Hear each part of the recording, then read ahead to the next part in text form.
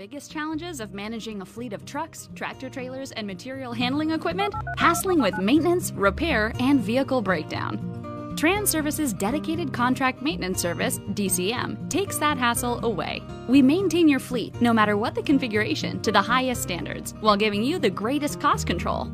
We offer preventative maintenance executed to maximum utilization, equipment life, and necessary repairs, all tracked by a state-of-the-art paperless computerized system. Assistance with equipment engineering, configuration, including new engine technology, and onboard computers for your fleet, as well as dedicated fleet contract maintenance. Dedicated on-site service facilities staffed with management and certified maintenance technicians, inventories of parts, tires, and fluids, and all necessary shop equipment, diagnostic tools, and technology. Supporting services such as equipment inspections and assistance with meeting regulatory requirements, DOT, OSHA, EPA. Contact us today to learn about our turnkey contract maintenance solutions. It's all about the experience, yours and ours. Hey, I'm CTWE wrestler The Mac. And I'm Showtime Stevie Stamos. Have you ever dreamed of owning your own race car and taking it out for a test drive? Well, thanks to our friends at Rent a Race Car, you can! Visit www.rentaracecarne.com for all the details on how you can take one of these babies out to Stafford Motor Speedway. We'll see you at the races. Touchdown!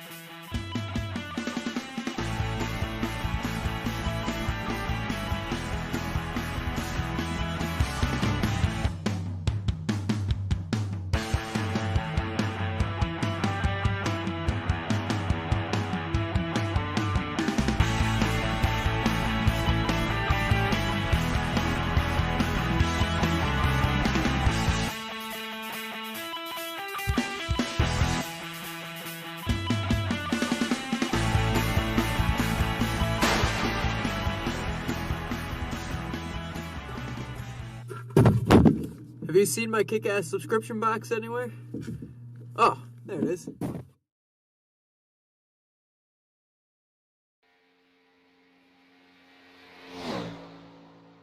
Hello, everyone, and welcome to Vidane TV's coverage of the SIM500 Esports Racing League.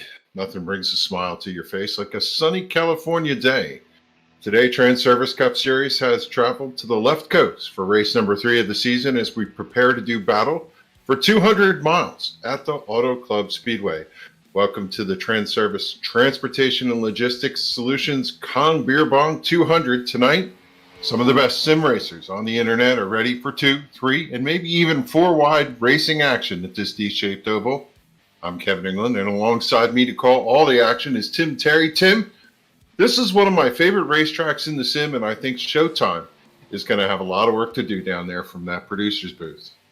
And we've seen a lot of green flag racing this season. We've seen 2 unique racetracks at Daytona and Homestead, and now we come here to the left coast at Fontana. We're going to do some racing at Vegas down the road, and the West Coast swing always brings out some great drivers. And you mentioned some of those drivers to watch this evening. I think we're going to see some of those drivers that we saw last week that were entertaining be just as entertaining here on the West Coast swing. The qualifying has been completed. Drivers will begin to grid, and we're going to go racing this evening for 100 laps around Auto Club.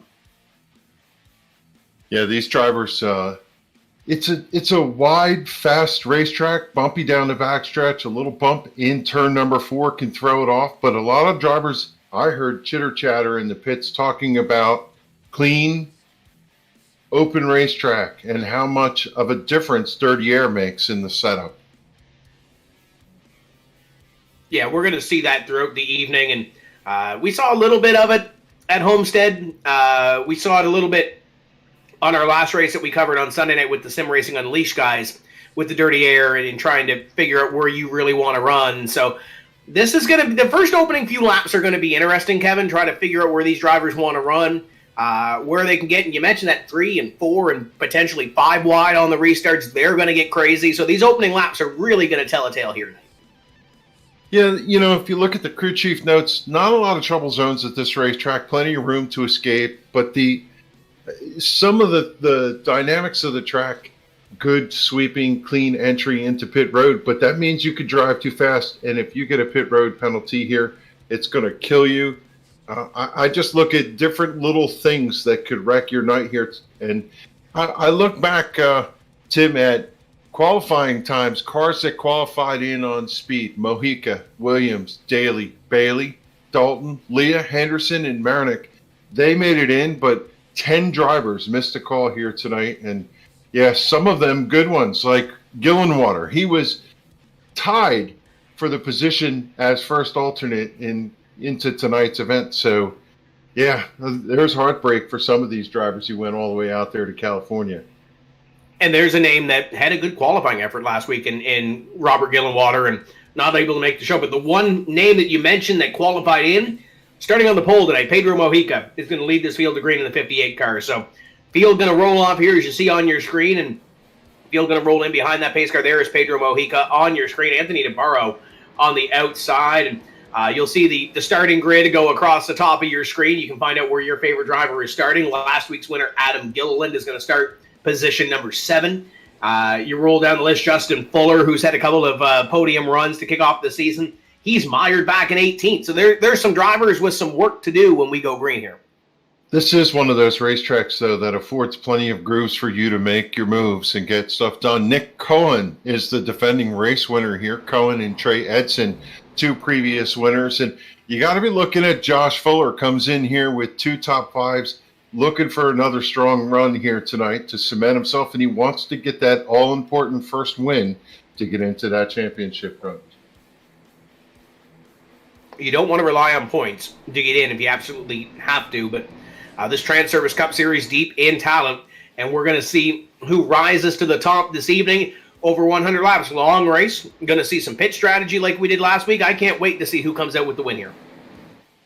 Yeah, Fuller is your point leader over Gonzalez, Josh Williams, Shane Ewing, and Joey Bailey coming in as the pace car just about to turn left and turn this field over. As the Drivers all anticipating race. I don't think there's many people who don't like this racetrack from a raciness standpoint. This is a great place to race. It is a great place, and we're getting ready to see the green flag. We are underway for the first 100 laps in the Kong Beer Kong 200 for the Transervice Cup Series, and we'll see who blinks first, and I believe that might be Tyler Dalton going to the inside, or actually might be a little bit closer towards the front of the field. That is the 33 of Byron Daley trying to make that move. Yeah, Daley on the low line coming down to that white line, and that's where the driver said the fast lane around is. Down there on that white line, not a lot of speed up to the top of the racetrack, but as they go down the front straightaway right now, it is Pedro Mojica. Listening to Pedro in practice, he was paying close attention to track temps and just trying to make sure he got the car set up. A little bit loose here in the beginning. Got to be careful coming up out of turn number 4. But Mojica make it look easy as he comes across the line. He's going to lead lap number 1. Tommy Ryan was way out of the groove. He's going to fall well outside the top 10 on this lap, so he's got some work to do in that number 99. But up in front, battle is for second. Anthony Debaro going to take a look to the outside of Byron Daley. They'll go side by side behind Pedro Mojica. And look at this mess. Kevin Brown, Trey Edson. You got the Richard Beasley machine up there. You got some stout cars here in the middle of the pack. Josh Williams in that 95. There's Tyler Dalton up there in the 19. Some drivers that need to be on the move or want to be on the move, but they're mired in traffic. Listened to a radio communication earlier in practice from Daniel Faulkingham talking about how much that right front tire wears. That's the soft spot in these cars, the Achilles heel, especially when you're in dirty air and the car doesn't stick. You'll see a lot of these drivers, Tim, come down in the corner and move the car out from behind the car in front of them just to get some air on the nose.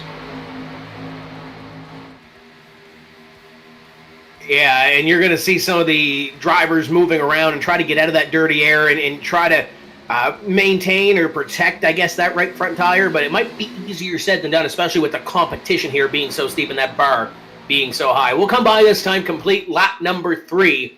Leader continues to be Pedro Mojica, and we kind of saw this, and I keep going back to last night with the Sim Racing Unleashed boys that we had on Vidane TV, but they got strung out up in front, and then we kind of saw that little sense of urgency, middle of the pack, Kevin, and I think we're starting to see that here, even though they're starting to string out about middle of the pack. We got some 2-wide racing, some drivers looking at 3. That's a great shot from the speed shot down into 3. Front guys haven't figured out. There's a few drivers still trying to pick up their positions here, though. Yeah, early on when your tires are good and you feel the draft pull you up, if you got to run, you got to take it. And there's plenty of runs in the middle of this field with all the different cars tucked in nose to tail, side to side. You see some side draft going on back there as, yeah, some of these drivers going to try and claw their way forward. Sometimes it feels super easy. You turn down a little quicker in turn number 1 and you get a good run, the car sticks. And other times, you just feel like you can't get anywhere. This track can sometimes be an exercise in frustration that way. And you don't want to get yourself frustrated early and put yourself out of the game mentally in the first 5 laps of this event. Battle for position number 4 is heating up. That is the 2 car of Mike Kelly to the outside of Nick Kohan as they go side by side for that position. Josh Parker right in behind, and there's a driver that kind of wants last week back, I would think, in that Interstate Batteries number 23. Late race incident, didn't get the finish that he wanted to, but the best way to put it behind you is to put another race on the board and put another maybe win, top 5, podium finish on the board, and that's what Parker's trying to do right now, mired in this little battle behind Anthony Debaro for about 3rd on back. Yeah, Parker just not having a good season. Happy to leave Florida and come out here to sunny California and see if he can change his fortune. Maybe he's going to gamble a little bit at Las Vegas next week because Nicholas Kohan, again, still down on the bottom. I thought he was going to execute that pass. And, well, how about Mike Kelly? We have not seen him at all show up this season. We're accustomed to him running somewhere in the top 5. He had a good qualifying run here tonight. And there he sits in that 4th position, tussling with Kohan to the bottom. Side by side, Kelly trying to take that run to the outside. It looks like he may be able to do so. Coleman will fall back, and Josh Parker will try to figure out a way to bust into the top 5, currently running in 6th, and not too far in behind him, Adam Gilliland, last week's winner, started 7th, currently 7th, but a couple of drivers on the move. Josh Williams scored his 37, got 95 on the car. working his way up to position number 9. He started 22nd here this evening, Kevin. The driver in front of him, Joey Bailey, we mentioned his run at Daytona was pretty spectacular. He's in the top 10 as well, up 3 positions to position number 8. So, yeah, we've only done 7 laps, but there's drivers on the move, and they're fanning out here on the front straightaway, as you saw at the back of that shot. Yeah, up front it looks like they've settled down a little bit, getting nose to tail, although I see a good run by Kohan coming up to the backstretch. He's right on that back bumper. I thought he was going to take a peek on Kelly as the top ones are settled in, and these drivers right now I think are going to ride. And one of the key things about contesting, Tim, is how hard you drive the car into the corner. You don't want to wear that right front. You want to let it go in and come off where it's comfortable. You're not scrubbing the tires through the corners, especially this early in the run. These drivers can run 48 to 50 laps on fuel, and it's a 100-lap run. So a lot of them, I think, are going to try to do this as a one-stop race. We'll see where the cautions fall and see what happens as we work our way throughout this 100-lap event for the Transervice Cup Series. There's Anthony Debaro on your screen trying to pull away from Byron Daley and the rest of the field in behind. One of the veterans of this Cup Series, this Transervice Cup Series, and always a threat when we go green on Monday evenings. But Pedro Mojica out in front, setting a pretty quick pace so far. The top 3 have kind of pulled away from what is happening in behind them, and right now it looks to be a battle side-by-side, Parker and Kohan. And actually that's going to be a battle for 4th because Mike Kelly falls back in behind these two as they go side-by-side. Williams trying to pick up one more. The 95 car is on a mission. Yeah, so far smooth sailing. As I watched that 21 tuck in, I wondered if he was going to try and do the crossover and see if Kohan was going to go. Instead, he's going to tuck right in on the bumper. Good time to take a lap with these drivers. Let's go with that number 21 of Kohan. Watch him follow the 23 of Josh Parker. They come out of turn 4, big bump on the bottom. You got to be careful because the car can bounce up and go up into the outside wall. Come across the start-finish line.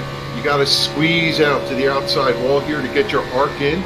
Most of them looking at those signs right about 2, they turn in. You want to hit it right down to the white line. Well, just about like that. And then you drive the car all the way off, going to use all the racetrack out. And right where that safer barrier ends, that's where you want to come out to the fence, go down the back stretch and just line up turn number 3. Turn in at the signal light to the outside, and again, right down to the bottom of the track. If you could be a little bit higher coming off, you missed that inside bump just the way the 21 did. And that's a lap here at Auto Club Speedway. It's a perfect execution there for Nick Kohan, last year's winner. And there's really, I don't want to say any pressure from behind. He's got a couple of car lengths back to Adam Gilliland, and then the first side-by-side battle is Josh Williams and Mike Kelly, and Josh is going to pick up one more to move him to position number 7 if he can clear the number 2, and behind Joey Bailey, also on the move, trying to pick up a couple of spots. And it looks like the only other big mover, per se, in the top 20 would be Kyle Tarasca, who's up 12 positions in the 18 car. He runs back in position number 12 and tries to chase down Justin Fuller in front of him, and Fuller is on the move himself, has picked up 7 from 18th to position number 11. So drivers on the move, but Kevin, we're early in this run.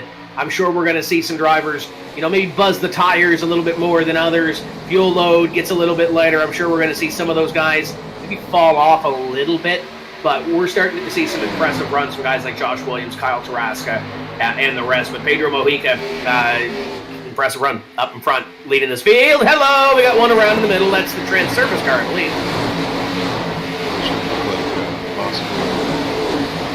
Is it Glenn Campbell maybe? We saw go off to the inside. Just going to try and see. Brian Macklin around on the back straightaway, and there's no caution because it's so far down there that he's going to have to take the toe back. He's probably not too happy, but that's the great thing about this iRacing service, Kevin, is that they wrecked to the infield. The sim did not trigger the yellow flag, so we will continue racing. It was funny, I was watching the car right in front of him, Kevin Brown, and it just looks like the 32 came off the wall, tapped Macklin, went hard into the inside wall. And yeah, your opening race winner out of Daytona is going to have a tough finish here tonight at Auto Club. Macklin wears his heart on his sleeve. I'm pretty sure he's not going to be too happy about what happened, but loaded up and come back next week, and that win, as you mentioned, at Daytona is going to be key because he doesn't necessarily need to have that pressure on him. Speaking of pressure, hello Byron Daley to the inside. He picks up one, or tries to, on Anthony Debaro. Going to try to clear him down into one. He will do so. Debaro back one spot. Byron Daley up to position number 2, and he'll try to chase down one of his teammates this season, or stable mates, when it comes to kind of working together. Pedro Mojica ahead of him. Kind of like the old days, Kevin. These guys used to race in the NASCAR Coca-Cola iRacing Series together, and now they're 1-2 up in front of this field. Kind of a little bit of a blast in the past. Yeah, they certainly have it connected here as they look fast. I watched that run develop down the backstretch. Good run through 3 and 4. Got a lot of speed with the draft coming up out of the corner and able to execute that pass, and now he's right tucked in there. It looks like a strong run. I was going to go back to the 93 of Kevin Brown. Started 20th up to 15th. Slowly but surely, about every other lap, gets to a car, tucks underneath, passes. Kevin Brown on an early charge here in lap number 16.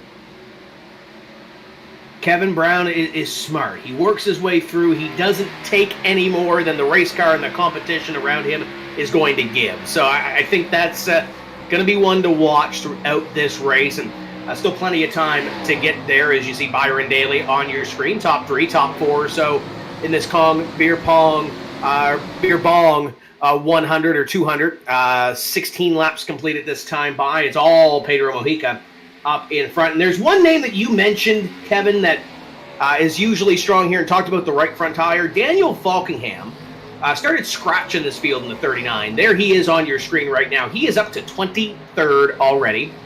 Just made the move on Chad Cole for that spot. He'll chase down Chad Coleman and a few others, but 17 laps. He's made up more than one position per lap to get 20 spots up to position number 23. He's on the move right now, and he's getting everything that he can out of that race car. Yeah, until this thing is over, you can never count out Faulkingham and Gilliland. The two of them won the most races last season. 2020 season was good for them, and now here in 2021, well, last week it was Gilliland won, Faulkingham too, so they're picking up where they left off. Brian Macklin has officially retired from the race. He is done for the evening, so that'll be a 43rd place finish for the Transervice number 30. Pedro Mojica continues to lead. Great shot there from the speed shot in turn number 2 as the field rumbles by. A couple of side-by-side battles. Kohan going to the inside to try to pick up one more spot, and a couple of drivers kind of poking the nose out middle of the pack. Got a battle up in front with, I believe that might be Mike Kelly on the outside, or check that. That's right ahead of him. That is Joey Bailey. Josh Williams battling it out with the, it looks like Nick Kohan. But other than that, I think everybody's kind of found a place to ride right now, at least in the top 10. Then you see that middle of the pack where they're kind of too wide and trying to make their moves when they can. And that's usually where that, we saw that Macklin incident come, and it kind of upsets the apple cart a little bit. But so far, so good. These guys showing a lot of respect and showing a lot of speed as we get close to that 20-lap mark. Wow, that was a tight moment off of turn number 2. Two cars coming together. The 22 of Nelson Rivera made contact with Kyle Tarasca and others.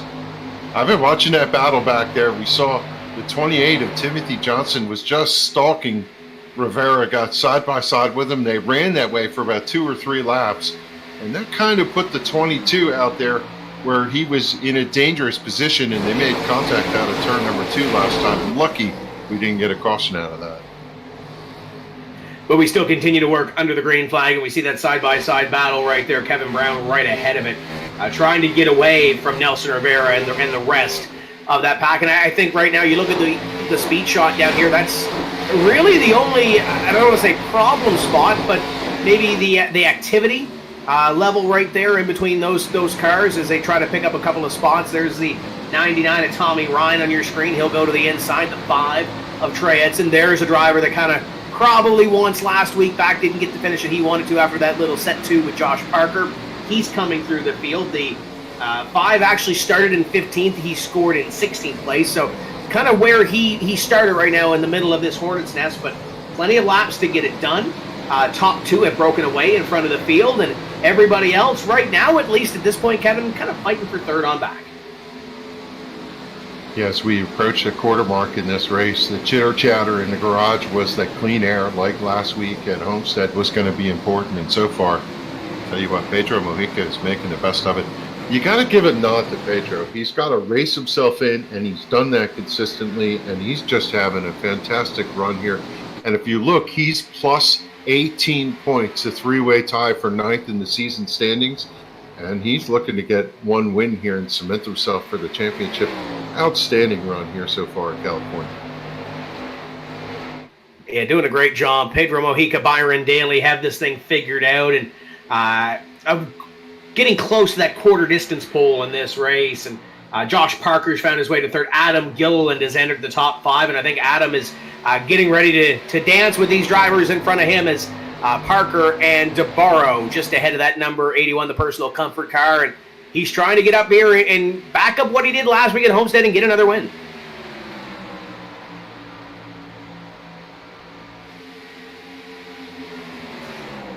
Everybody up front just kind of pacing themselves. They're getting a little spread out here. You see a big gap between first, second, third. And it's a tight little gaggle. And then a break back to the number one of Joey Bailey.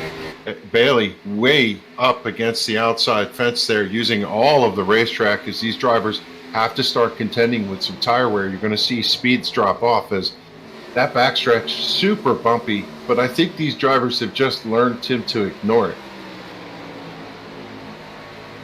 Yeah, you kind of got to run your own race and let it all play out to you and make sure you control and you manage your race car and what you can do. Buzzing off that right front tire, fuel load, who you're racing around. Try to just be smart, especially in the middle portion of this run, and try to micromanage, per se, this run, micromanage this race. Some of these drivers do have the spotters and some have the crews to make it happen. If you're a guy like Byron Daley, you're an engineer by trade, same thing as Pedro, and they know a thing or two about this racing game, and they know what to do when it comes to putting on those runs. As looks like the 51 of Justin Fuller is maybe getting, I don't want to say physical, but he's trying to find a way around Kyle Tarasca. The personal comfort cars almost had a little bit of a moment there in 3 and 4.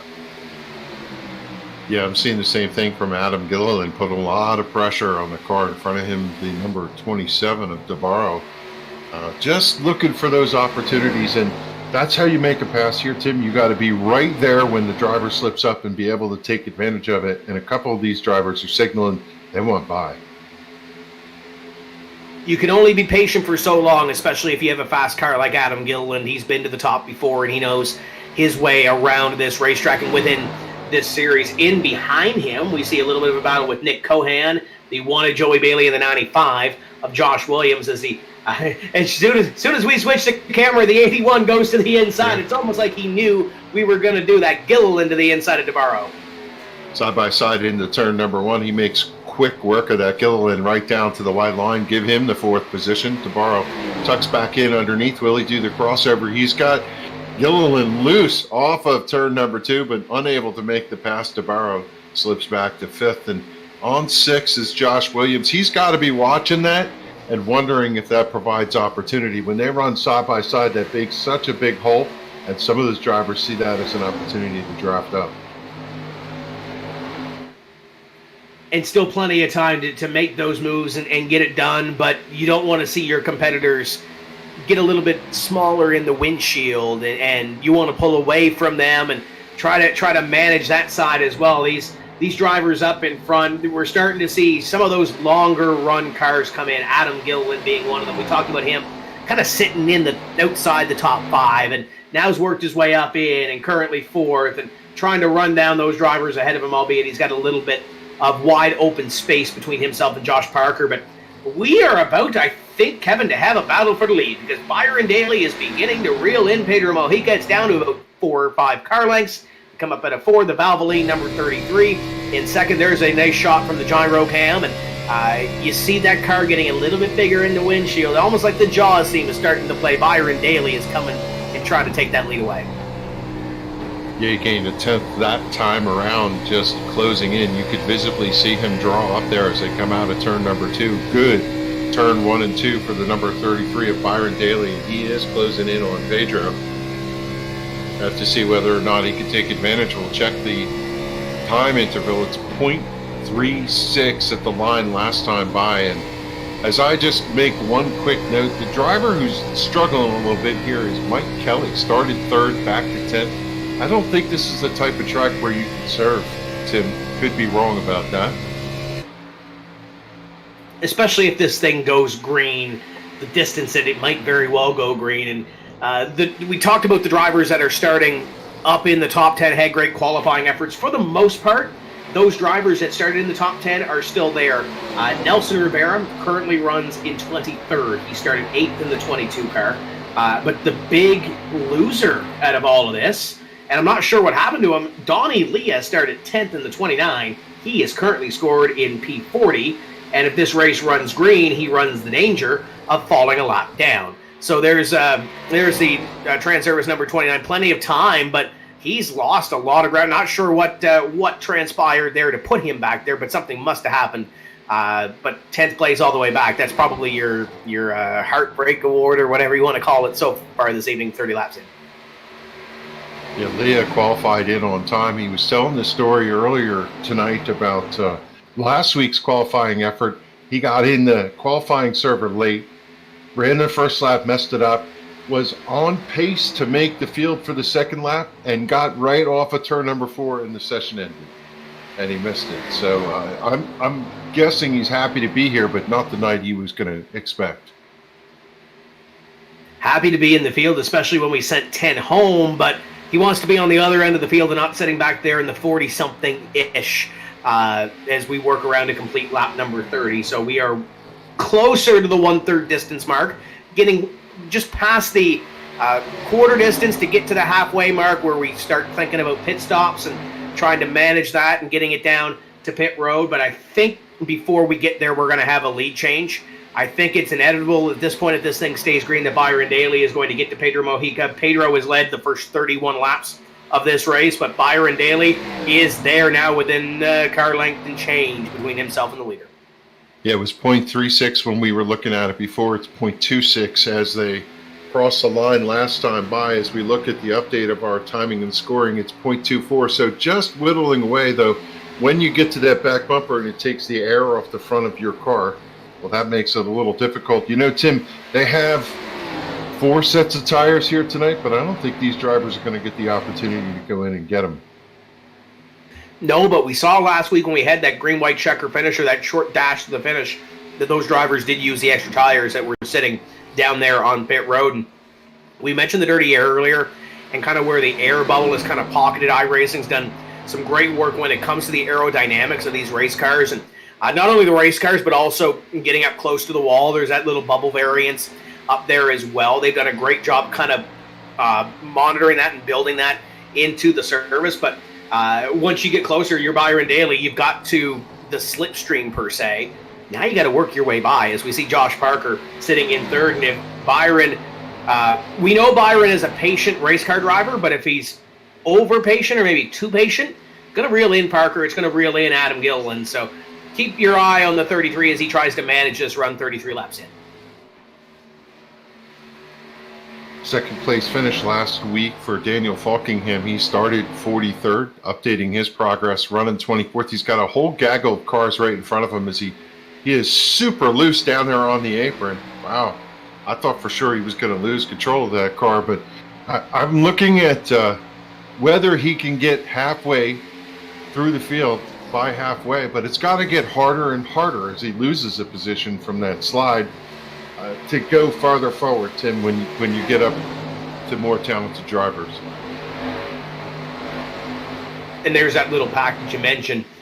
Justin Fuller in the 51. EJ O'Rourke in the 41. I haven't talked about EJ all night long. He sits back there battling with David Comstock, Chad Coleman, Trey Edson. And the great thing about this pack right now, Kevin, is that these guys know each other. These guys are familiar with each other and know they can race around each other. And I think that's kind of why we're starting to see a lot of green flag racing here, because of being comfortable and the respect level in between these drivers. There's Chad Coleman right there. He's working about midway through this pack, but he's picked up some positions as well. Started 32nd up to 18th. Yeah, Tommy Ryan, the 99 at Camaro, looks pretty good tonight. Sitting there in 11th, knocking on the door for a top 10 run here. He started 16th, just slowly working his way forward, having a quiet night. Right in front of him, Kyle Taraska holds that 10th place position in the personal comfort Ford. He started 24th, so good charge through the pack for the 18. Is right now it looks a little bit like conveyor belt. Everybody kind of running nose to tail, even through the middle of the pack. So as we get ready to come closer to green flag pit stops, let's let these drivers do the talking per se. We'll get some sights and sounds of the Auto Club Speedway and the Transervice Cup Series. Turn that knob a little bit and let's get some sights and sounds and some full throttle action around this racetrack.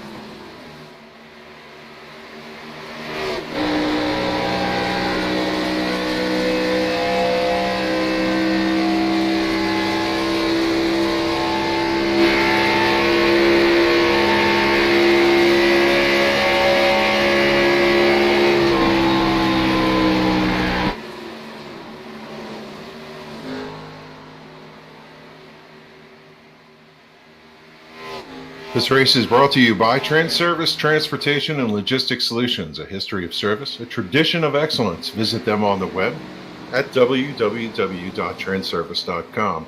And by Kong Beer Bong. Be the life of the party. Visit kong2drunk.net. Make the good times better. The Transervice Cup Rookie Championship is sponsored by RacingBids.com. Racing collectibles for race fans. Visit their live auction through Facebook.com/RacingBids. Lap 39 of 100 complete. Tim Terry, Kevin England calling all the action. Paul Strickland down there in the booth, bringing you the sights and sounds. And this has been a competitive race, but I suspect these drivers are trying to make their game plan, Tim, for halfway. Trying to make it work to get to that point and try to get that green flag pit stop strategy bolted down, put yourself in a position to try to win this race. The one thing that we saw during that little bit of a lull time, Paul got to play with some cameras there and some sound. A great job by Showtime in the production trailer, but we saw Byron get close. We saw Byron get to about 2/10, about a car length or so, and then kind of fell off a little bit. So I don't know if Pedro was saving anything, or maybe Byron has gone into save mode, or maybe just couldn't make that move, but they still have a little bit of time on Josh Parker. I think the closest battle we may have before we get to pit stops maybe Adam Gilliland and Josh Parker, but there's still a little bit of time as you ride on board down into corner number 3, and you get a sense of this racetrack and trying to get around here as we complete lap 40 this time by. It feels like when you run this racetrack that it's big, wide, smooth, lots of arcs, but these drivers are really driving the cars in there. They're sawing at the wheel, especially as they go through the bumps out of turn number 3 and 4. And when I was listening to some pit radios for practice, they talked about the time when you get up next to the car in front of you and it takes the air off the front nose, and it tends to just make the car drive evil. It isn't a pleasant experience, and my guess is maybe better part of Valor, the 33, just dropped off a little bit and wants that fresh air on the front of the car. He's also going to save a little fuel back there, Tim. He will. And looking down through the pack here, we had a couple of drivers come down onto pit road way early. Joey Gattina came down pit road about lap 27. Shane Ewing came down onto pit road on lap number 31. So those drivers right now are currently scored as one lap down. Scott Stenzel is about to go a lap down ahead of the leader, and they're on the same straightaway as Pedro and Byron. And looking back to the fact, everybody else is currently on the lead lap. So Ewing, Gattina, one lap down. Brian Macklin retired. The other 40 race cars are still on the lead lap as they get ready to embark on green flag pit stops here, probably around this halfway point as they come by. This time 42 laps completed. Yeah, the conversation was 48, 50 laps. I don't know if they were pulling my leg or not. I didn't get a chance to run some laps out there to see what the actual fuel mileage was, so I got to go by what the drivers were chatting about. As I'm riding with that 93 of Kevin Brown, currently sitting in the 12th position, and he is stalking the number 1 of Joey Bailey right there on the back bumper, and I think if Bailey slips up, he's going to yield that position. He just did that, hit the inside wall. There he goes to the inside. He's going to catch the car. Just clipped the outside wall. The car made an abrupt left going down the back straightaway, and he went down into that paved area.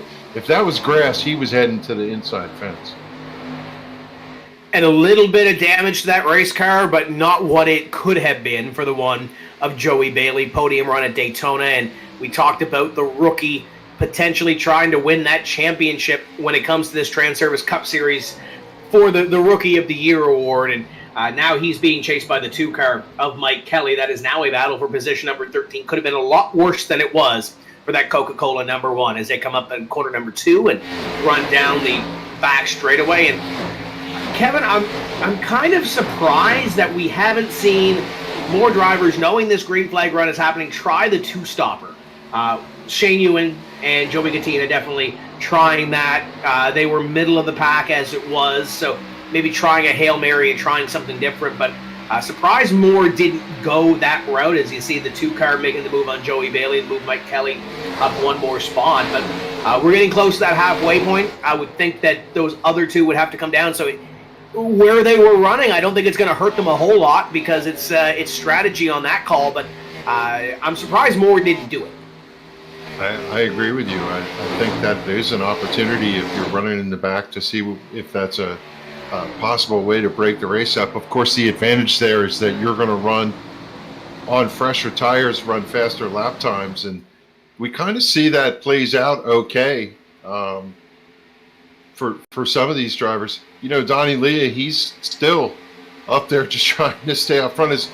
We got Nelson Rivera in the grass down here on the front straightaway in the 22. We're still going to stay green for the time being. He got it out of the grass, and he is still maintaining forward momentum. So we've had a couple of close calls here tonight. It hasn't been without race control kind of hovering over that caution button to throw the lights on. But so far, clean and green through 46 laps, it's all been led by Pedro Mojica. Mojica will come up at a corner number 4 and complete lap 46 on the racetrack. There's Richard Beasley in the number 10.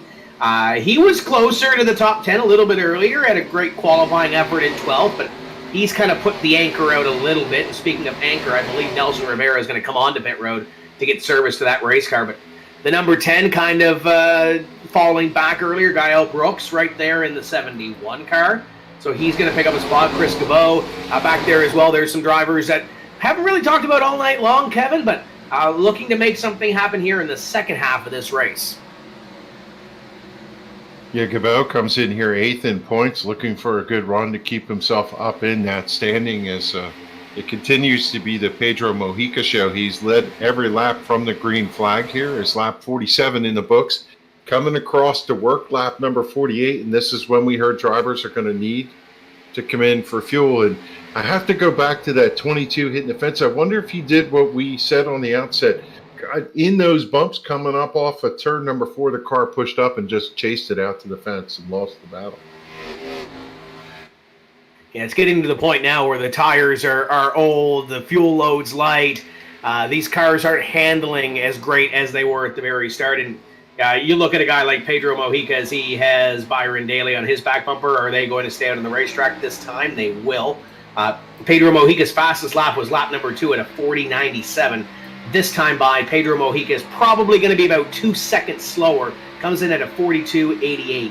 So he is about 2 seconds slower than where he was at the very start of this race when it comes to fastest lap time compared to the last one. But Byron Daley has got back up to the back bumper, probably closest he's been, give or take a couple of hundredths of a second. Hasn't been able to get by him, though. This time by, Pedro will lead lap number 49 if it stays this way. And he'll be a couple laps away from leading the most laps for sure and locking that one up in this round number 3 for the Transervice Cup Series. It is go time as some of these drivers are going to duck in. We see the 26 pitting and the 43. We also see some of these cars that change tires coming through the pack. I just watched the 32 of Shane Ewing go around our 9th place car of Kyle Taraska. Ewing currently running in the 38th position, but with faster tires, you're going to feel like Superman. We should see some of these drivers down this time from the front of the field. There's Glenn Campbell running about mid-pack down on the pit road. Tyler Dalton flashes by him in the 19 car, and I would anticipate these guys coming down because this is the halfway mark. I don't know if anybody goes a little further, but the leaders look like they're coming down this time. Pedro Mojica, Byron Daley, going to bring their cars down onto pit road. I would anticipate a couple of these drivers staying out and trying to run it as long as they can. Parker going to join them down into pit road. Adam Gilliland is going to lead the halfway lap. Anthony Debaro, Josh Williams, Tim Johnston, Nick Kohan can't come down into pit road, and you can see the steady stream of drivers deciding to come down. And so far, so good. Nobody's kind of pushed that issue of being aggressive getting to the line. This is that trick where they come off the racetrack. They got to make sure they get it down to 55 miles an hour, because if you get a penalty here under green flag conditions, you're really going to wreck your night. Still the Kyle Taraska battle there with Tommy Ryan swap positions. Ryan coming up and taking over that as several other drivers peel in. We see cars heading here and there. The 27 of Debaro on pit road right now. We mentioned the undercut that you would get is Fuller's down there. I believe that's Fuller, E.J. O'Rourke, Kyle Taraska, Debaro down on pit road among them that are coming down to get service to their race cars. Trying the undercut, but the leader was really the first one to blink with Pedro Mojica. Mojica came down with Byron Daley, and it's allowed Adam Gilliland to come out. And we might have had one car over there try to be a little too aggressive on that entrance line. We stayed green nevertheless, though. Adam Gilliland is going to come down, I believe, this time there. He woes that car down. Yeah, great little slide. He's able to maintain that car. Josh Williams is going to come in behind him, as will Tim Johnston. That should hand the lead over to Nick Kohan for the first time this evening. But for the most part, everybody has been really good coming onto pit road. Yeah, and possibly some of these drivers that were in the back there were saving fuel, letting off. You could do that here at the Speedway as we see Gilliland trying to find his pit. Big, huge pit boxes, huge pit road. No problem trying to find your box here. And with these drivers pitting onesie, twosie, it's not too hard to get in, hit your mark, get those 4 tires and fuel, and get off cleanly here on pit road. This may be the ending stretch of fuel mileage. Here comes Kohan. Here comes Kevin Brown down on the pit road. David Comstock would be the next one to come down. He comes in behind Chad Cole is in. And that should, Trey Edson's coming in. That should cycle around green flag pit stops. Gael Brooks among those coming down to the pit road. So this should cycle it through. Your net leader, actually Chris Gabeau is still out on the racetrack in the 7. He didn't lead that lap, but he would be the leader coming out, your net leader, trying to look back through here for Pedro Mojica. But he is currently scored at 8th, 17th the last time by the stripe. And did he have potentially any issues down on the pit road? We'll see how this all shakes out, Kevin.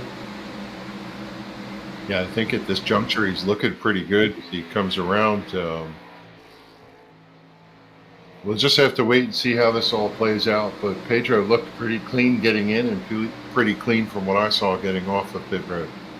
The thing that I'm seeing is about a 6-second difference between Pedro Mojica and Byron Daley right now. That's the one number that I'm seeing, because Pedro had Byron right on the back bumper, but Debaro, Gilliland, Parker, among those in between Josh Williams, in between themselves and Byron Daley, and Mike Kelly is right behind the 33 car right now. So there's definitely a little bit of a difference in between some of these drivers as Pedro cycles back to the lead. He leads lap number 54. So I'm going to have to go back and maybe take a look at what happened with Byron Daley on pit road, because he lost, ends up being 8 seconds.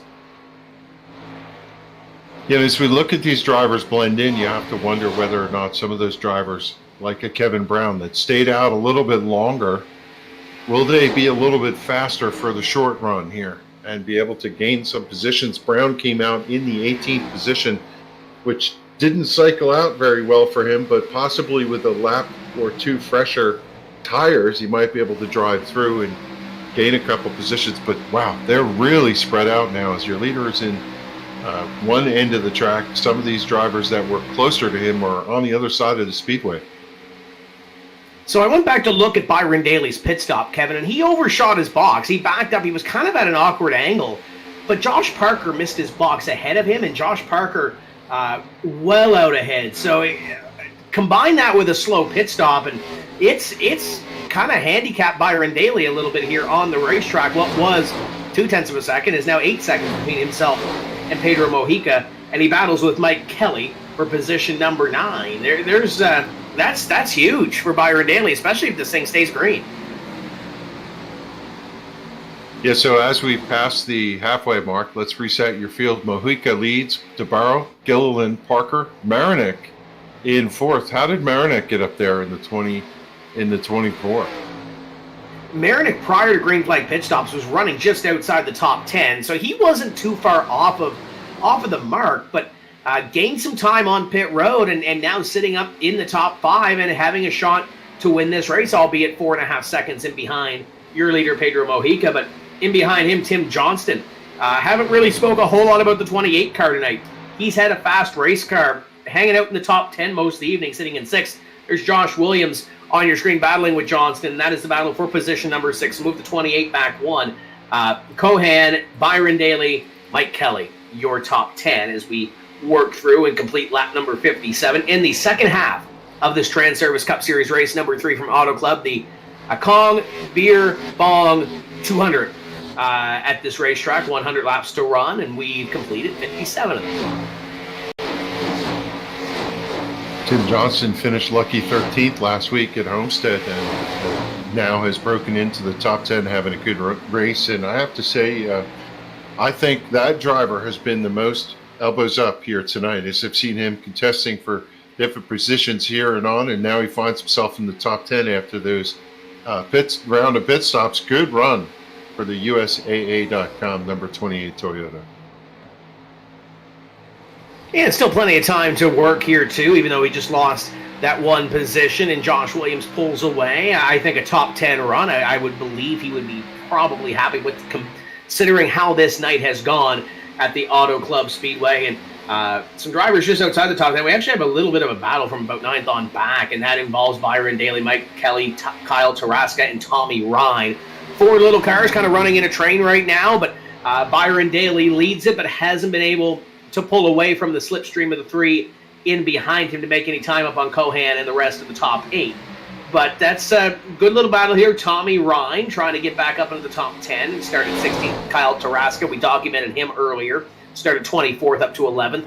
And Mike Kelly fell back. You talked about him earlier, Kevin, falling back outside the top 10. Pit stop has helped him. He's back into position number 10. Yeah. Yeah, and the other driver that I was looking at back through the field, we haven't heard too much from EJ O'Rourke, but I was looking at Tyler Dalton.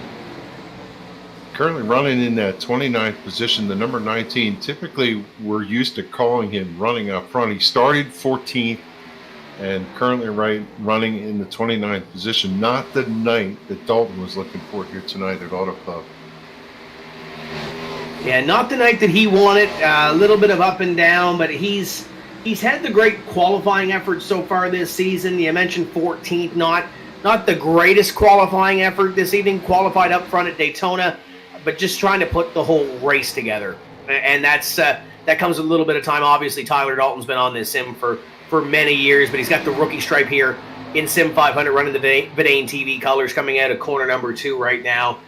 Plenty of time to get it done, but quickly the sand is running through the hourglass, with this time by having a 39 laps remaining. And some great battles in throughout this racetrack. It's still Pedro Mojica leading. It's 1.6 seconds, one of the biggest leads that he's had all night long, and manageable up in front. There's Josh Parker on the screen, currently position number 4, and he was able this week to get through the round of green flag pit stops without having any sort of trouble around the interstate batteries, number 23. But a little bit of time to catch Adam Gilliland. Gilliland is trying to reel in Anthony Debaro. And Gilliland actually has a lap car with him. That is Chad Cole, I believe, in the 17 car, kind of giving him a little bit of a helping hand to get up to Debaro. I'll tell you, a fierce battle going off there about the 8th, 9th, 10th position between Kelly, the 33 of Byron Daley, Tommy Ryan in the 99, and you got the 18 of Tereska right there. They have been swapping positions lap after lap. Kelly was up there. They went underneath him. He ducked underneath, tried to get through. They're still running side by side. Daley trying to get that position from Ryan as they're side drafting each other down the backstretch. And here comes the 93. They enter into this 5-car scrabble. They're having a good run there in the middle of the pack. Yeah, there's some great battles all throughout this little pack as we continue to work through. You see Kyle Taraska on your screen has been able to pick up a couple of positions. Kevin Brown has caught this pack as well. He's trying to pick up a few of these spots. Byron Daley falling back at what might have been on this run. And obviously, we're not to the end of this race, but if you're Byron Daley, I'm sure you have to feel a little bit frustrated with what happened down on pit road. Daniel Faulkingham's not too far behind this pack either. Trying to chase down David Comstock and then try to get up to this pack. Started 43rd scratch on the field, up to 15th. And considering we've had a green flag run that spans since the start of this race, that's pretty impressive for this 39.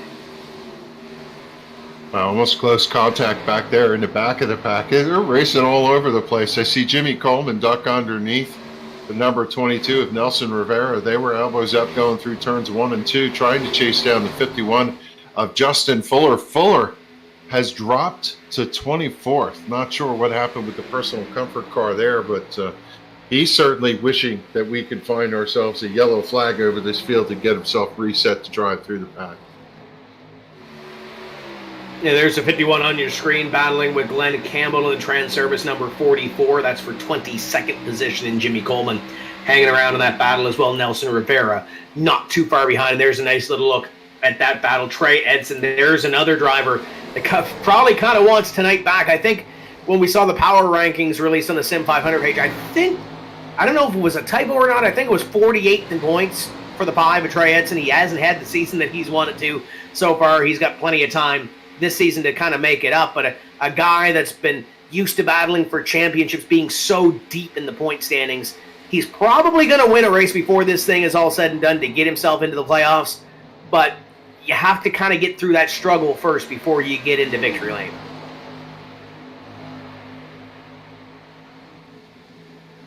Tell you what, Pedro Mojica, he looks like he's on a Sunday drive, just cruising out there. Nobody's been able to contest him. They maybe got a little look at him from the back bumper, but he's just been on cruise control all night long here. 67 laps. He led almost all of them except for the pit stop exchange, and that car just looks like it's on a rail as he sails off of turn number 2. No pressure from behind. He's got a little ways to catch some lap traffic. This is the battle. Adam Gilliland has had help from Chad Cole, and he's pushing him all the way out to Anthony Debaro. This is the battle for position number 2. Mind you, the 17 car is 1 lap down. Anthony Debaro and Adam Gilliland is the battle for position. And Chad Cole, if the caution were to come out, Kevin would be the free pass recipient, but we haven't seen a caution flag yet get into Barney's hand. So we're still clean and green, but Chad Cole trying to do what he can to, push Adam Gilliland up to second and potentially get them a little bit closer to Pedro Mojica because they are starting to reel him in. As they come down the front stretch, Cole is just banging on the back bumper, tucked right into that number 81. Then he tucks out, turn 1 and 2, gives a little air to the front end, but he is certainly pushing that 81 forward. And I think that is a good strategy for these guys if they're going to have anything for Mojica tonight. They got to work together and get something done to get up there. But Pedro Mojica trying to get to him is one thing. We saw it with Byron Daley in the first run. But trying to make that move and get by him is going to be something all separately when it comes to battling for this lead. About 0.7 of a second now between your top 2. So I think they're going to get there. The question is who ends up coming away with the lead and ultimately the win of this thing if it stays green. Josh Williams has made his way to 4th past Josh Parker, but it's 3 seconds in behind the difference. And I think Josh Parker, the good in his tires is starting to wear off a little bit because he's falling back into the clutches of what would be a battle for position number 6 on back. You have to wonder if some of these drivers realize they're not going to drive up and start to conserve their cars a little bit in hopes that if they've got no pressure from behind, maybe they can save the tires a little bit for a late caution. That's something I think about when you're running is why just run the guts out of the car when you don't have to? Is you see the one car way up high over there in turn number 1 and 2. Yeah, one of those cars way out of the groove. There's the one car on your screen of Joey Bailey currently running in position number 20. I'm going to play devil's advocate on that conversation, though, Kevin. If you run what you have out now, banking on a caution, you have tires in the pit areas. We have a battle for second. Here comes Adam Gilliland to the inside of Anthony Debaro with Chad Cole on his back bumper. That is the battle for second, and Adam Gilliland is going to take it with help.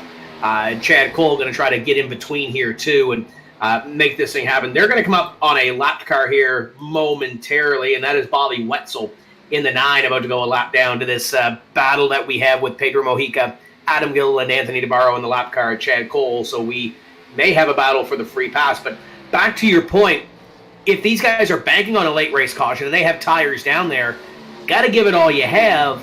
But if that caution doesn't come out, you also have to think in the back of your mind, I got to save something for what would be a mad dash on old tires to get to the finish under green and save a little bit for those remaining few laps. But Pedro Mojica's done a great job up here, but now he's about to be challenged by not only Adam Gilliland, but Anthony Debaro, if Debaro can stick on this pack.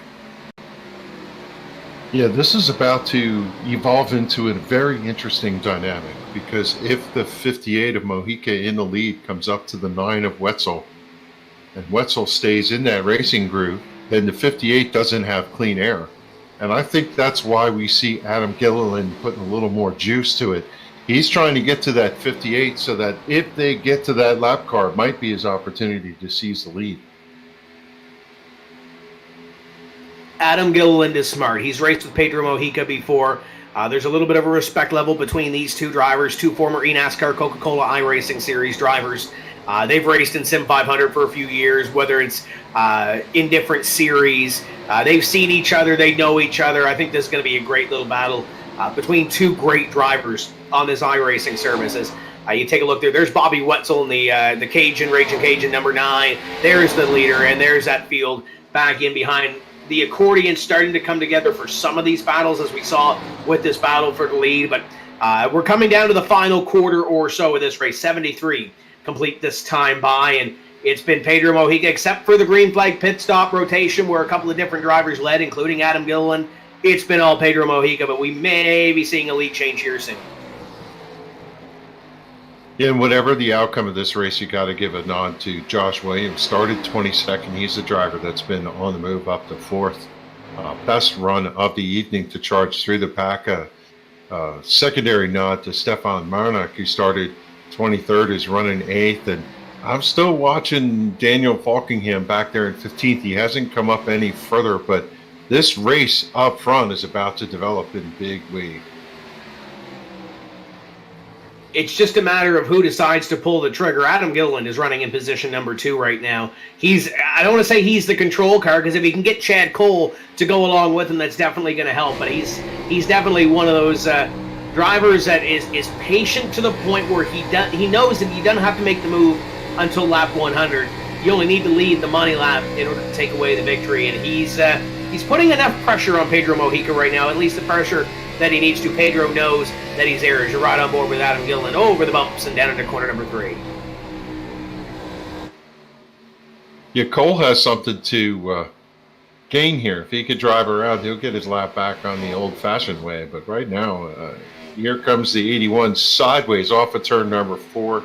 Block for Pedro. He comes down literally to the apron grass, comes back up to make the curve as Gilliland right in his tire tracks going in, and I think he's in defensive mode for the first time here tonight as he's seeing pressure for the lead. A little slip up the racetrack. The 81 still maintains that spot and that kind of, we said earlier, the bubble, that little dirty air in between those two cars. Adam content to ride, at least for this point, on the back bumper. But we may have some, we got one car at least, Josh Williams in the 37, or scored as the 37. It's the 95 car on the side of the side of the car closing in on these guys, but it's not a huge gap per lap that he's making up, but he's starting to reel them in. So we may have a 4-car battle, but if he can get back there, maybe work with some of those guys back there with Tim Johnston, Josh Parker, maybe do what Adam Gilliland and Chad Cole did, he might have a better shot as Bobby Wetzel. I'm going to go 1 lap down here in the 9, and now we'll have a battle for the free pass spot too, potentially up here. An interesting dynamic for Mojica. He was not able to run the entire track out to the fence. That slowed him up a little bit. Here comes the 81. Alan Gilliland looking on the inside, but he didn't get the run he thought he was going to get, and that 9 opportunity went away as Pedro's going to protect that bottom lane here on the front stretch. I think Gilliland's just looking again for whatever opportunity is going to pop up here. It's coming in a big way.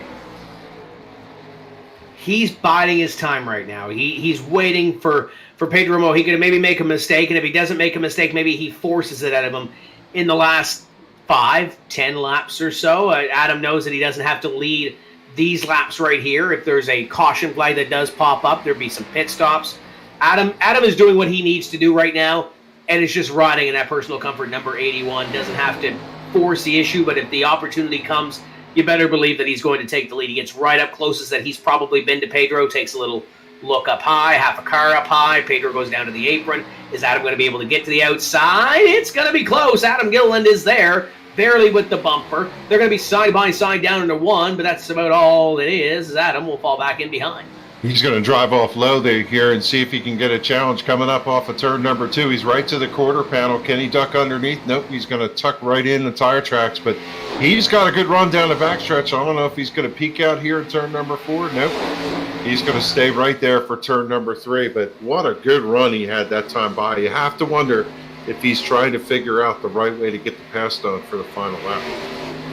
This is the most pressure we've seen Adam Gilliland put on the leader, Pedro Mojica, in the last 10 laps or so since they caught the number 58. And Pedro continues to lead. Here goes Adam Gilliland, trying that run again to the outside, trying to get there on that right rear quarter, but can't make that move on corner entry. I think he's just trying to bait Pedro, kind of lets him know that he's there, kind of pulls it down to the inside, but can't get that run done in turn number 2. So still plenty of time to get it done, but Adam is kind of testing the waters a little bit, trying to see where Pedro will go, and little bump down the back straightaway down into corner number 3. I think he's just trying, maybe playing a little bit of mind games with 58. Yeah, don't look now. Anthony Debaro is reeling these guys in, and if they get side by side for the lead, it could possibly draw this 27 into a 3-car battle here. Is lap 80 on the books, 81. And I think Gilliland's just trying different things to see how the car is going to settle. And, you know, you do that big sweep in turn number 1, drive down to the apex, and sometimes you can get such a good drive off that you could sneak underneath somebody here. And I think he's just testing the waters for the run. Yeah, just kind of keeping him honest. There's the 27 of Debaro that's trying to reel in that pack in front of him. And I keep looking at the interval between this pack and Josh Williams sitting in position number 4, but he hasn't been able to make up any ground, though he does have the 9 of Bobby Wetzel he just lapped. He hasn't been able to make up any of that ground that he needs to get up there. It kind of goes back and forth between 2.2 and 2.4 seconds between himself and these top 3 that you see on your screen, along with Chad Cole, who currently sits in the free pass position. This Transervice Cup Series race has gone green flag since the first lap, the opening lap. 82 laps going to be completed this time by in the Kong Beer Bong 100 or 200. And so here goes the 81. Once again, got a great run down to 3, nothing to do with it.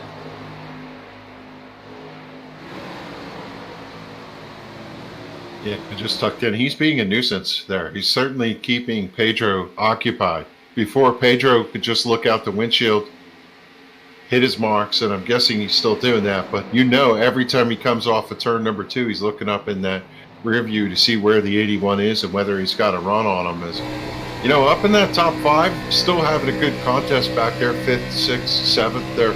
Johnston, Parker, Kohan, Marinick, Ryan, Kevin Brown round out your top 10 as the lap's ticking off.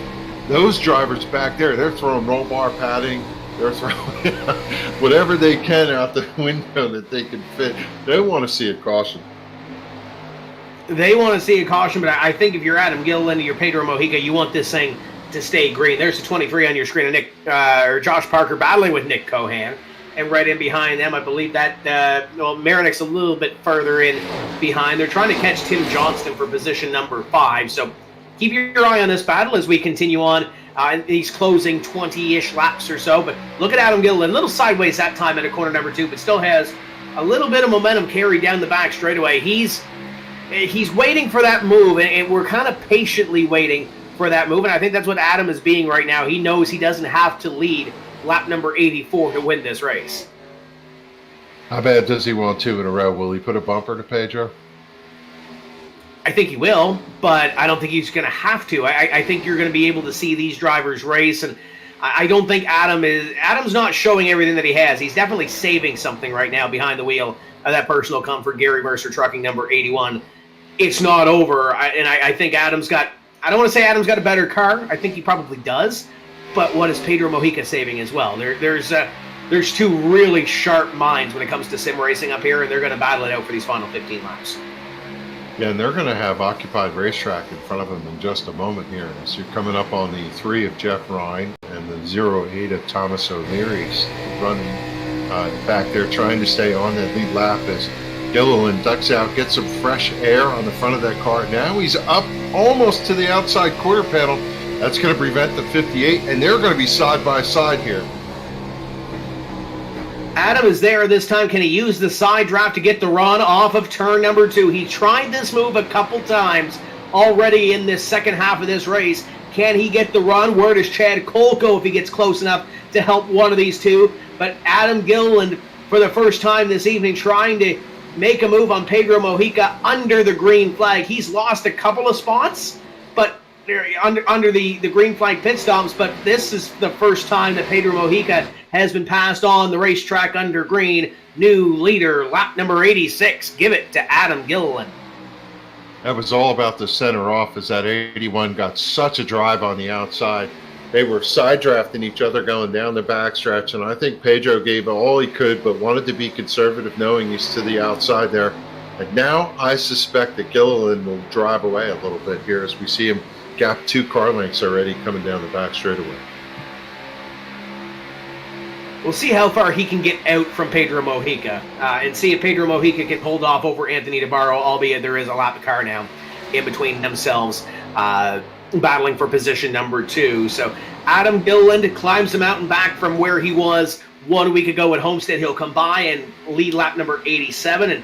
And next up on the list, I believe, is that either David Comstock or Jeff Ryan ahead of the leaders? That's Jeff Ryan and Thomas O'Leary about to go a lap down.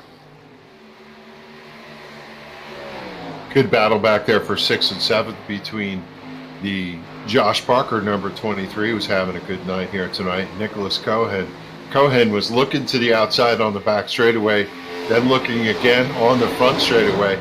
He's got a good run, and if he can find the space, he'll try and do the Gilliland there and see if he can get that run. Good run for the 28 of Timothy Johnston. He was able to drive away to these guys, and I think he's going to possibly drive up to that Josh Williams personal comfort Ford. Yeah, he might get there and have a little bit of a battle before this thing is all said and done. And you look through this pack, there is that number 28 of Johnston on your screen. Parker in behind, Williams in front, and solid effort for the 28, as is the 24 there of Stefan Marinek running in position number 8. Tommy Ryan in 9th, and Kevin Brown all by himself right now in position number 10, though he's got a whole host of hungry competitors behind him, led by Kyle Tarasca. But closing in on the final few laps of this one, Adam Gilliland makes the move on Jeff Ryan to put him 1 lap down, and Pedro Mojica trying to go to the inside there. Hello, and now we got a battle for the free pass spot if it was to be in between the 3 and the 17. Yeah, 17 is going to follow the Mojica through and go underneath that number 3 as he's going to hold that position. I think he saw that coming and just wanted to make sure he maintained the space as the 3 gets a little slip up off of turn number 2, tucks in the back bumper. Now the question is, he's the pursuee, as Jackie Gleason would say. What's going to happen with Pedro? Is he going to be able to muster a charge here from the back and go get that 81? to see what he has left in the tank and see if he saved anything. We talked about Adam saving stuff for this run, for this final run to the checkered. But we'll see if Pedro has anything in reserve sitting there for one final push to Adam Gilliland. Thomas O'Leary ahead of the field. He will go one lap down. That is the 35th place car. We should mention there are 35, about to be 34 cars on the lead lap, but we haven't seen attrition all night. We've seen a couple of drivers have some issues and have a couple of offs, but Scott Stenzel's 4 laps down, a couple of drivers 2 laps down, everybody else on the racetrack, 42 cars remaining out here and still battling through this caution-free race so far. There's O'Leary going in behind Gilliland. Mojica getting a little bit of a draft from the 08 car, but now he's going to get down here and try to set his sights on Adam Gilliland and see if he has anything left. 9 laps to go. O'Leary did a nice thing and moved up and didn't interfere with these leaders, but he still was kind of out there with Mojica. Mojica down low on the drive into turn number 1. He got right to the back bumper of Gilliland going through, but Gilliland had such a better run up off the corner, and he's going to maintain 2 to 3 car lengths as they go into the south end of the speedway. Gilliland looks up in that rearview mirror and has got to be smiling, right? Executed this lap after lap, just trying to get that game plan going, Tim, and now he seems to be driving away. Driving away, saved enough and managed his race to make it his own. And Adam Gilliland, as long as this thing stays green and as long as he can keep it on the blacktop, he'll probably come away with a second consecutive win this season, but there's still plenty of laps to get it done. Josh Williams has closed in that gap about a half second from the last time we spoke about it about 10 laps ago. I don't know if he's going to get to those top 3 or not, but he is making some ground. It's going to be tight. I don't know if he's going to get there or not, but he's definitely going to wheel that race car to try to pick up a couple of more spots before this thing is all said and done. But he is dug deep on this green flag run to try to at least get there.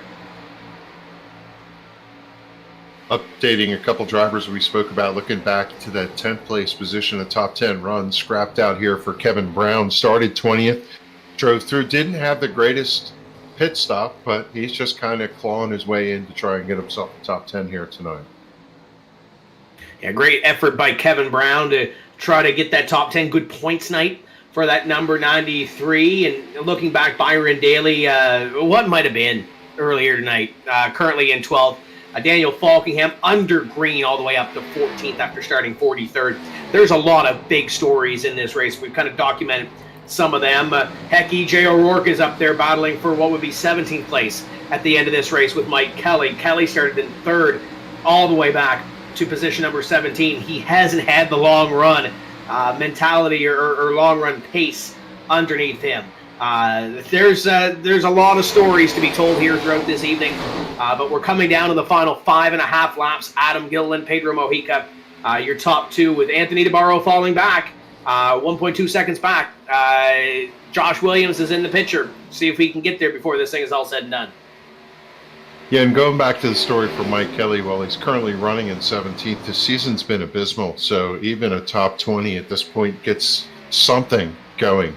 Just get to the finish, get that 2 car in the wind there, and see if he can continue to build something out of this season, because it's been pretty poor so far. But up front, how about Gilliland, man? He's just served notice to these guys.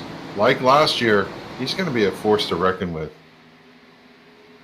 And putting the field on notice. He didn't even get to Daytona, didn't race Daytona.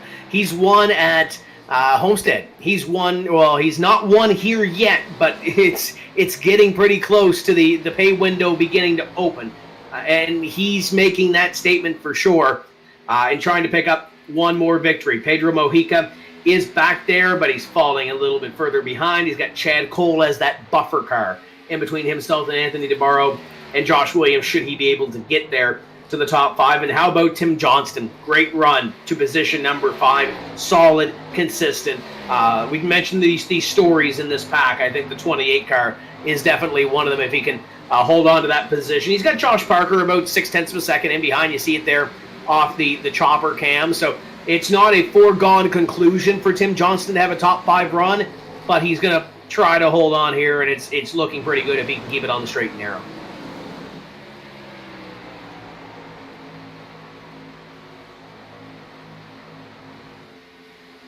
Out of turn number 4, coming across the stripe one more time, completes lap 98. Rolls down through turn number 1 to turn number 2. Good run for Adam Gilliland. Just smooth as glass as he comes up to the back straightaway. Looks up as he gets to the straightaway when all these drivers get to take a little bit of a breather. Sees that 58, well, it's kind of disappearing in his rear view. No contest at this point, just has to put it on cruise control and get himself to the finish. I think that 81 just is begging right now for no yellow flags, wants to get here to the white flag. Yeah, he's got to get back here one more time to make this race official and start lap number 100. He is on lap number 99, 2 laps to go this time by. And Pedro turned up the wick. That last lap pulled away from Cole, trying to reel in Adam Gilliland. But the question is, did he wait too long and did he save enough? Little slide from the 58 on the exit of turn 2. That's definitely not going to help. But the 58, Pedro Mojica, I think he's got one more run left. I don't know if that run is going to get him to that back bumper. You know, for what it's worth, how about the run for the number 17 sitting back there? He might be a lap down, but he's been competitive with these top 2 guys. Stayed right there with him. Chad Cole, woulda, coulda, shoulda if he was in the top lap. But the white flag will fly. Final lap here for this Transervice Cup Series at Auto Club for the Kong Beer Bong 200. And Adam Gilliland leads this field at a turn number 2. And Kevin, I don't think Pedro's got enough, but Gilliland has done what he had to do to manage this race. Got in the car earlier, pulled those belts tight, went in, tried to execute a flawless race, and you got to give it for Pedro Mojica. He ran his guts out here tonight, but it's going to be Adam Gilliland. He comes up off of turn number 4. He made it look easy, ducked around the driver that led the most laps, and here he comes across the finish. He's going to pick up 2 in a row. Auto Club Speedway is owned by Adam Gilliland. Outstanding run for that Camaro. Pedro Mojica to second, Anthony Debaro, Josh Williams, Tim Johnston, top 5. Really didn't change a whole lot in the last 25 laps or so. Josh Parker, Nick Kohan, Stefan Marinick, Tommy Ryan, great run for him in 9th after not being able to close the deal a couple of times this season after having so much speed. And Kevin Brown, your top 10. Kyle Tarasca, Byron Daley, David Comstock, Daniel Faulkingham from dead last to 14th under green. Chad Coleman, Elliot Henderson, E.J. O'Rourke, Mike Kelly, Jose Gonzalez, and the Transervice number 44, Glenn Campbell in 20th. Scott Simley, Trey Edson, Guy Brooks, Jimmy Coleman, Chris Cabot, Justin Fuller might have been back in 26 after 2 runner-up finishes. Tyler Dalton, Jason Barham, Joey Bailey, and Doug Roth complete your top 30. Looking back on from 31st on back, and there's some more familiar names back there, including Randy Yoakum, Mike Montesi, Richard Beasley, completing your lead lap cars. Chad Cole 1 lap down after hanging out with the leaders. Thomas O'Leary, Jeff Ryan, Bobby Wetzel, Nelson Rivera, Shane Ewing, Joey Gattina back to 40th, 2 laps down. Donnie Leah, 2 laps down. Scott Stenzel, 4 laps down. And Brian Macklin, the only one to not finish this race, in position number 43. But it's Adam Gilliland celebrating on the front straightaway for a 2nd consecutive week. Just spreading him down, went down there and did a little agricultural redirection of that grass, and now he comes back and gives a wave to his fans over there in turn number 4, and just really having a blast here, Adam Gilliland. What a great way to start the Transervice Cup Series season with 2 wins in his first 2 races. You can't get any better than that, Tim. No, it definitely cannot, and we'll see if we can't catch up with, let's start with our 3rd place finisher, Anthony Debaro. Anthony, it's a 3rd place run. It was a caution-free race. How satisfied are you with that 3rd place run tonight? First, I want to say good job to all the drivers in SIM500 here running a caution-free race. I mean, it's just so tough to pass, and I'm really pleased with the stage points and the 3rd place effort tonight. I think we could have had a little better shot to win there had I gotten pit road a little better. I was really conservative getting on because I didn't want to make a mistake because I was shooting for a top 5 tonight and good points, and I didn't know I was going to be that good coming out of the pits. And if I was a little more aggressive on entry, I think I could have been up there and challenged for that one. But 3rd place, that's an awesome day, and we could build off of that and go to next week.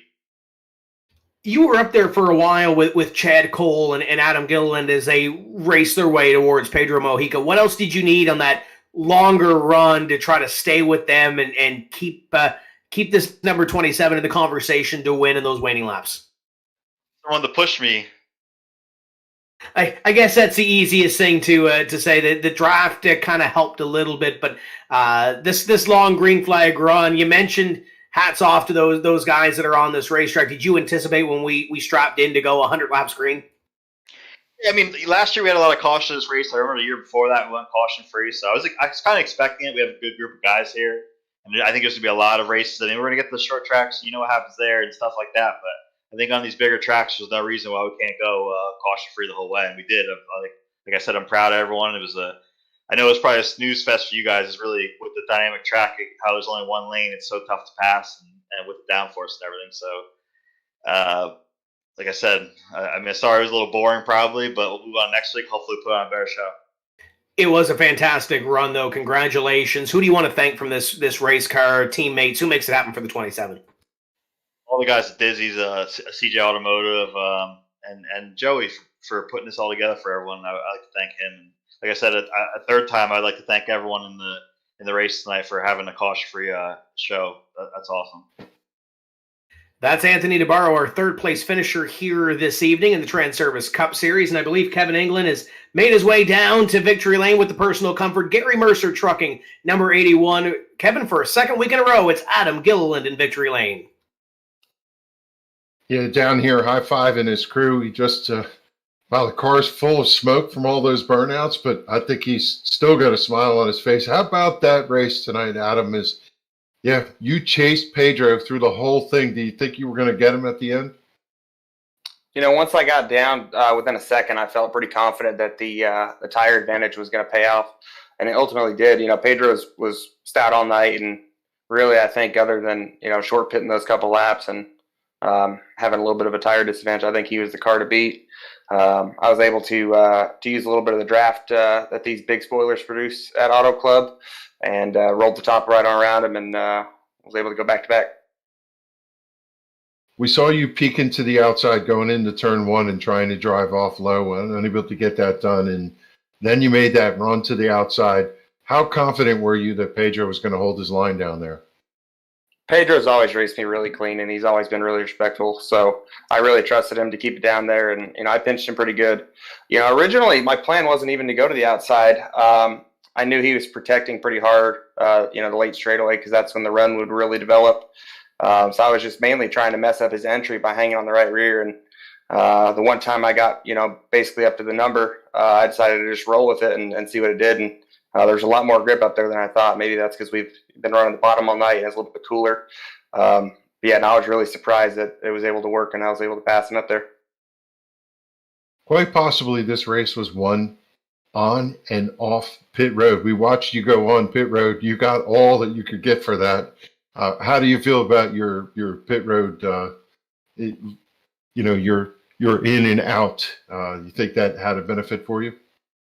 Oh, absolutely. You know, I always pride myself on being one of the best getting on the pit road, because you can make up so much time on and off pit road, way more than you're ever going to make up out on the racetrack. So pit road is definitely an opportunity.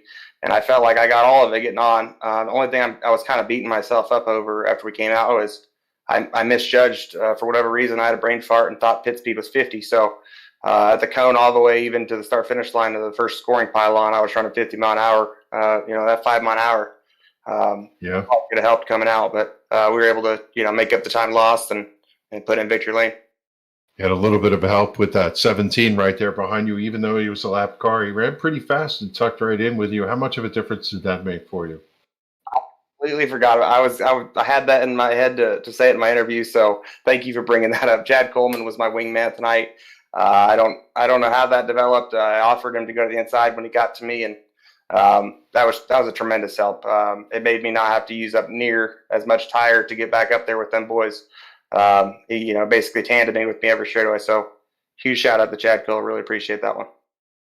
Yeah, 2 in a row. That's an outstanding way to start the season. Congratulations on your win here tonight. And I'm sure you're going to gamble a little bit next week in Las Vegas. How about it? Anybody want to give a shout out? Yep. As always, got to shout out Personal Comfort and Scott Stencil for all the support this year. We got the team challenge too that we're doing, and Fuller had a little bit of an off night, getting some damage there, but we'll try to keep getting these Personal Comfort cars up front and contending for these wins. Head on over to personalcomfortbed.com and check them out. As always, got to thank Joey and the admins at SIM500 for all they do, Transervice for sponsoring the series, and all you guys at the Dane for the broadcast. I really enjoy going back and watch them. There you go, your winner tonight at Auto Club Speedway, Adam Gilliland. Great job. We'll see you next week. Keep it going, man. Keep it going. Thanks, guys. Have a good night. I'm looking across pit road here to Tim Terry, and he's caught up with Pedro. Bridesmaid tonight, but still smiling as he always is. Tim, go ahead and take it away. Yeah, it's a second-place run for Pedro Mojica after leading 81 of the 100 laps here tonight. Pedro, what else did you need at the end of this race to take away the checkered flag? Needed 2-lap fresher tires. That was really the difference. I think Adam mentioned it, but yeah, I had to pit on lap 50 because I was going to run out of fuel if I went any further. So I had to pit at that moment, and that's kind of I guess if you're going to say there was a disadvantage of being out front, that was it. I burned more fuel than everybody else behind me, so I couldn't go as far as I wanted to, which was, I wanted to at least go one more lap, if not two, but fuel wasn't in the car, so our hand was forced at that point, and they gave Adam the opportunity to stay out a little longer, have a little bit fresher tires, and then that was ultimately the difference at the end. But no, it's a good run. It was a lot of fun. You come home with a second place run. It's not a win, but it's a momentum boost after the first couple of races of the season. How big is this second place run in the grand scheme of things? Huge. It gives you a lot of confidence. I don't feel like I've been racing as much as I used to. There's a lot of good competitive drivers in this series, and to be able to run with these guys, run clean with them, and do as good as I've been doing these, at Homestead and here, is very promising. Definitely looking forward to the rest of the season, and hopefully, with this run, that means we'll get a couple wins out this year too. So just hopefully the strategy plays out a little bit better for us next time. So I believe the next race would be Vegas. Does the win come there? It could possibly. Only issues, got a little conflict with work that night, so I may end up missing, but we'll see. Who do you got in this race car? Who's on the team? Who makes it happen for you to get this thing in a podium spot? So on the cars, we got Tap Out Tuning. We got V Performance Academy, Michael Sharp Racing. I appreciate Sharpie for paying for my entry in this league, to come out and have fun, represent him and his brand as well. I'm glad that I could give him a good run today. Everybody on Team Name, we got a lot of fun people down there, good group of guys, with Byron, Chad, and Daniel, David, Beasley, everybody that's in that team. It's a fun group to hang out with during these races, just to help keep the nerves calm. And you guys have a Dane for doing this. Appreciate you guys doing this, spending your time. I think I heard it last week, but it's kind of cool to have you guys in here. It's like a throwback to the past when SIM500 was on NASCAR Racing 2003. It was a lot of fun hearing you guys again. Transervice for sponsoring the series. And, Joey and all the admins at SIM500, for putting on a great series. I think they've probably got one of the best leagues out there. And hopefully more people will notice that with these broadcasts and they'll sign up. Well, you did mention fun and Beasley, so it's got to be a fun way to spend a Monday night, right? Not always. Congratulations on a top 3 run tonight, Pedro. Thank you, guys. Second place effort for the 58 car this evening. Kevin, great run for the Kong Beer Bong 200 for the Transervice Cup Series. Excited for the next time that we hit the racetrack next week, I believe, in Vegas, and the series continues to go on. There's been some great racing. Caution-free at Fontana. What a run. Are we going to California next week? No, we're going to Vegas. I was looking in my Facebook feed, Tim, from 11 years ago tonight. We called a race together. Hearing Pedro talk about that, that kind of brought that back. But, you know, you got to look now at Gilliland. What a great season he's going to have here from a point standpoint. That's going to help him out. And, you know, Josh Williams, top 5 finish. I think, send him out of California with the point lead. It's still early in the season, but I know these guys are tracking it. And, you know, even though it was green all the way, there was still great racing all the way through the pack. Absolutely. Battles throughout the pack, top to bottom, whether it was the lead or whether it was middle of the pack, or even those guys kind of trying to stay on the lead lap. It was a great battle in throughout. Congratulations to Adam Gilliland, back-to-back. Pedro Mojica leading 81 of the 100 laps. And Anthony Debaro for being there. Josh Williams had a strong run near the end, comes home with 4th. And Tim Johnston, a well-deserved top 5 effort. But that pretty much wraps it up for us tonight for the Transervice Cup Series. Paul, we are busy this week, but we can take a little bit of a breather tomorrow night. I know there's the eNASCAR Coca-Cola iRacing Series is on there. Shameless plug. Come on over and join us on the iRacing side of things, eNASCAR.com, and have some fun with those boys at Vegas. COVID beard. It's something like that, yeah. Isn't that what I heard you called earlier? Yes, the ladies love the beard, Kevin. They love the beard.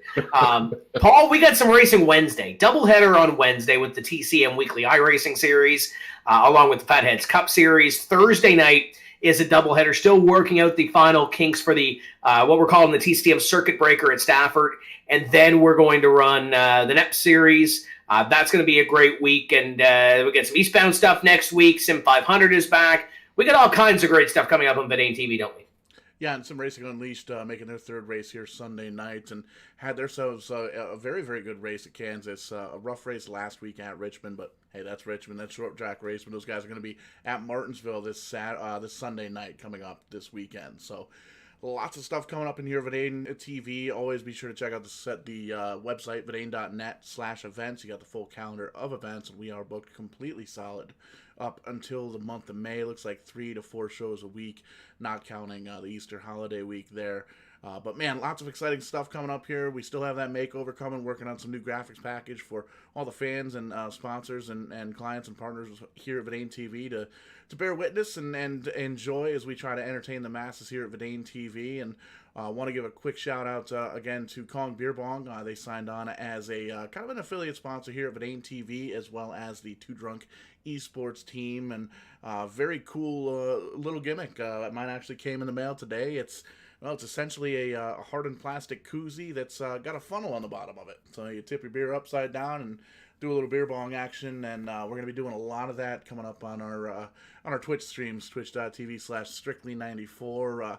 John Adams picked one up, as well as Butterbean, and Beasley picked one up as well, as we just announced today that he's going to be joining the ranks over at Two Drunk Esports. So lots of cool stuff coming up. Appreciate those guys signing on here tonight. Get yourself one. Check out the website.